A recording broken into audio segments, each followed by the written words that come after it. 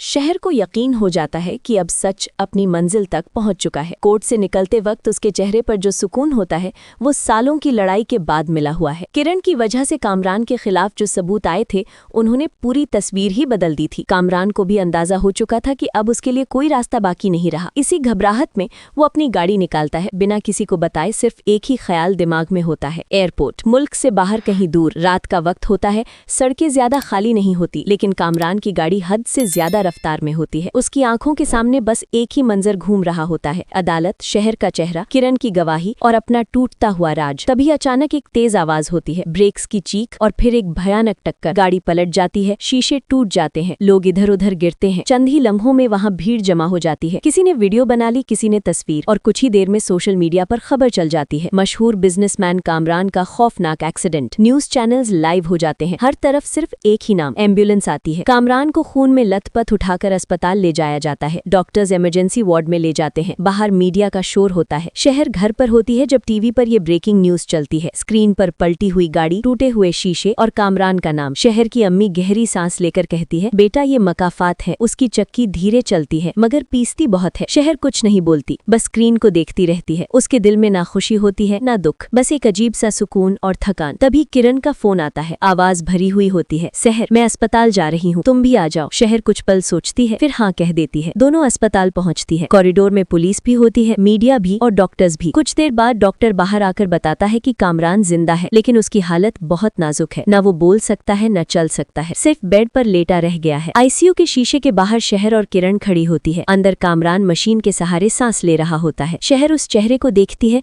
जो कभी तकब्बुर से भरा होता था, आज बिल्कुल बेबस है। उसके जहन में सारी यादें एक साथ आ जाती हैं, इल्जाम, अदालत, आंसू और वो दर्द जो कभी लफ्जों में बयान नहीं हो सका। किरण धीमी आवाज में कहती है, मुझे अफसोस है शहर, मैंने सच देखकर भी देर कर दी। शहर उसकी तरफ देखती है, फिर आईसीयू की तरफ। देर हुई मगर सच आ गया, बस वही काफी है, शहर जवाब देती है। कुछ लम्हों के बाद शहर एक गहरी सांस लेती है और कहती है, मैंने इसे माफ कर दिया। किरण हैरान होकर देखती है, लेकिन शहर के चेहरे पर कोई गुस्सा नहीं होता। इस हालत में रहना भी एक सजा है, शहर कहकर वहाँ से हट जाती है। कुछ दिन बाद अदालत का फैसला रिकॉर्ड का हिस्सा बन चुका होता है। कामरान जुर्म साबित होने के बावजूद इस हालत में जेल नहीं जा सकता, लेकिन उसकी दुनिया वहीं खत्म हो चुकी होती है। मीडिया धीरे धीरे किसी और खबर की तरफ चली जाती है। शहर अपनी जिंदगी को समेटने की कोशिश करती है। एक दिन किरण शहर के घर आती है, हाथ में फाइल्स होती है। ये कंपनी के पेपर्स हैं। किरण कहती है, कामरान के हिस्से की पार्टनरशिप में तुम्हारे नाम कर रही हूँ। ये सिर्फ बिजनेस नहीं, एक जिम्मेदारी भी है। शहर पहले मना करती है, लेकिन किरण उसका हाथ पकड़कर कहती है, तुमने जो सहा उसके बाद तुम इसकी हकदार हो। शहर धीरे धीरे कंपनी ज्वाइन करती है। ऑफिस में पहला दिन होता है, लोग चुपचाप उसे देखते हैं। वो वही कुर्सी संभालती है